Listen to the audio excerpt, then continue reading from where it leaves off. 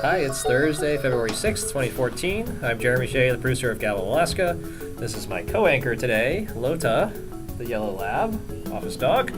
Here's what we're covering Friday, February 7th, 2014, day 18 of the legislative session. At 8 a.m., we're covering the House Education Committee live. They're continuing hearings on HB 278, HB 245, and HJR 1. HB 278 is the House version of the governor's omnibus education bill. I've talked some about the things in the Senate version of this bill before. It incorporates several ideas from existing bipartisan education bills from last year, like repealing the high school exit exam requirement, requiring high schools offer a way to test out of classes for credit.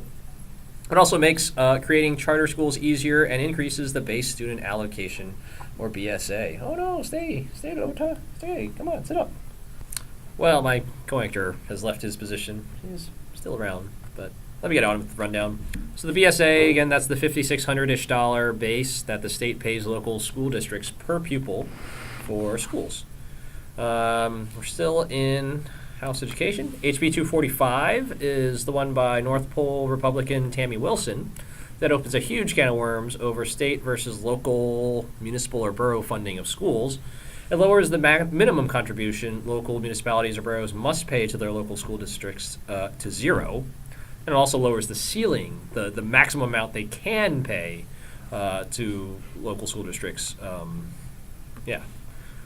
that could be interpreted as a cut in school funding, but this bill is ostensibly a vehicle for making the state pay for what's currently a municipal or borough burden, which, according to the State Department of Education, in aggregate across the state is $228 million of local contributions that get paid towards schools that the state would then have to pick up. So that's a big can of worms. Finally, the House Education Committee is also hearing HJR 1, which is an identical companion House version of Senator Mike Dunleavy's SJR 9. That's the resolution, joint resolution that would make a ballot question pushing for an amendment to the state constitution to repeal the ban on public funding of private and religious schools. Representative Wes Keller, a Wasilla Republican, is the sponsor on the House side of that. So that's all House Education. The rest of our day is looking pretty light. At 10 a.m., the Senate is holding a floor session. They do have something substantive on their calendar today, or Friday, SB 125. This is the one Senator Meyer, an Anchorage, Senator Kevin Meyer, an Anchorage Republican, is carrying that we followed in Senate Finance.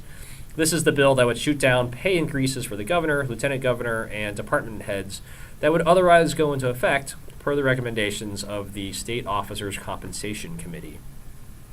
Commission, not committee. At 10:30, the House is in for its floor session. They've got two items on their calendar as well, HB 223 and HJR 23. HB 223 is a local option bill by Representative Steve Thompson, a Fairbanks Republican. It lets local governments exempt property near military bases from property taxes. And then HJR 23 is by Anchorage Republican Representative Charisse Millet. It would make March 27th, 2014, Good Friday Earthquake Remembrance Day in Alaska. Good Friday earthquake was the big 9.2 magnitude earthquake that hit south central Alaska on March 27th, 2014. No, that's the wrong date. 1964. So it's a 50-year anniversary coming up. It's also worth noting, so that's it for the floor sessions, but it's also worth noting that it's day 18 of the session, and these are the first pieces of legislation to reach either floor for votes. It's also worth noting there are 13 pieces of legislation that are technically live in the Senate Rules Committee, waiting to go to the floor right now. Most of them left over from last session. And in the House Rules Committee, there are 7 technically live pieces of legislation, pretty much in the same boat. Generally, the Rules Committee, it's kind of a way to quietly kill certain bills that had their chance and didn't too well, and it's kind of a way of saving face and not like voting it down on the floor.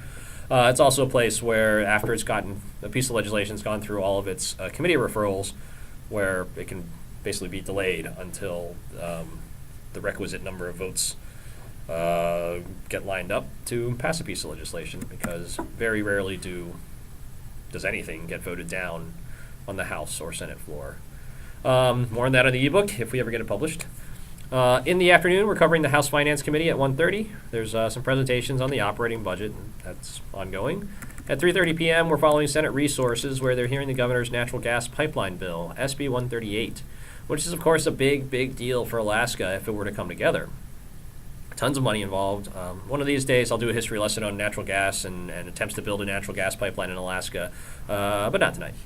That's it for our coverage on Friday. There's a few other meetings happening I didn't mention. We'll carry the streams from akl.tv if you're looking for those at our site, 360north.org.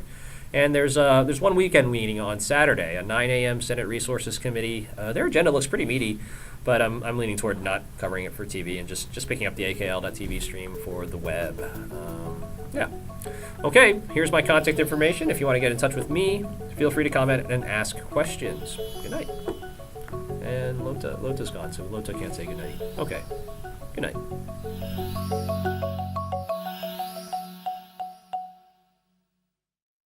Oh, my co-anchor's leaving.